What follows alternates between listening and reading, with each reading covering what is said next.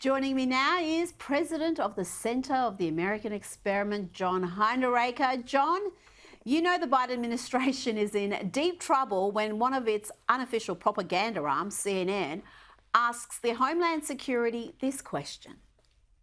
Is it the policy of the Biden administration to allow as many migrants to come across the border in order to change the political dynamics, the electoral dynamics of America? Of course not. And the facts indicate that that is absolutely false. Since May of this year, of last year, we have removed or returned more individuals than in any year since 2015.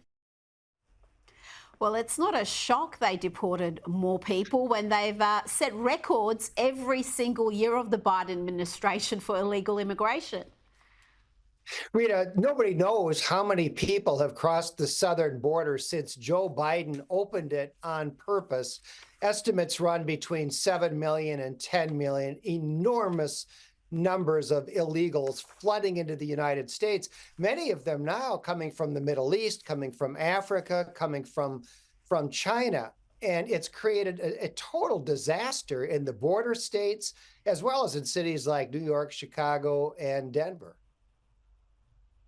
Now, there's increased pressure on President Biden to switch his priorities and look at protecting that US border. We had a college student who was killed by an illegal immigrant in Georgia.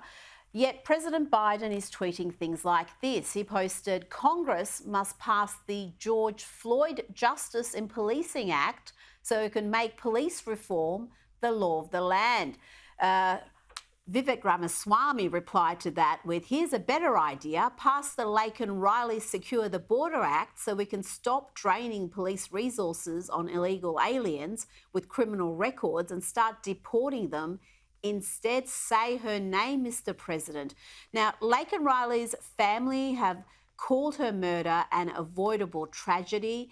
And John, this is a crime that has really had an impact in the US. There was a massive rally. People understand that this illegal immigration, it isn't just something that is affecting those border towns. It is having an impact across the country. You know, Rita, a lot of people have been murdered by illegal immigrants over the years. But for whatever reason, this murder of Laken Riley by this illegal Venezuelan criminal, and he was a criminal, you know, a kind of a career criminal that wound up committing this murder. This has really galvanized a lot of people in the United States, and people don't like illegal immigration. You know, people don't like the crime. People don't like the threats of terrorism. People don't like the strain that's put on social services, the lack of housing, and so forth. And I think this crime, more than any other, has been kind of a rallying point for people to stand up against illegal immigration and really try to stop it.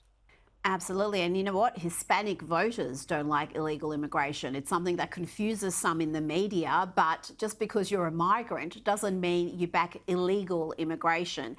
Now let's move on to Republican presidential hopeful Nikki Haley, who's staring down what could be her final battle against Donald Trump on Super Tuesday after a string of defeats, some of them you might call humiliating defeats in Republican primaries.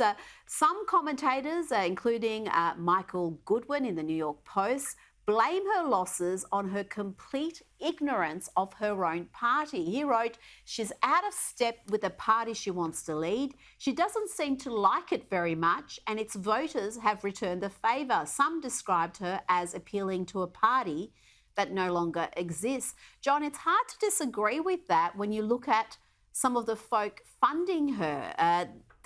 They're precisely the sort of people the Republican base loads. Yeah.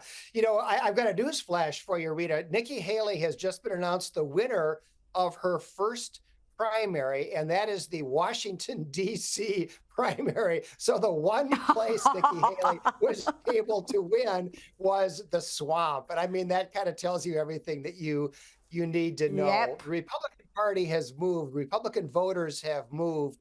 And I think most Republicans now believe that we are in a battle for the survival of our country. And when you see the things that the Democrats are doing nowadays, Republicans want somebody who's not a traditional politician. Republicans want somebody who's going to be a street fighter, who's going to go toe to toe with what the Democrats are doing and try to beat them. And most Republicans obviously think that Donald Trump is that candidate.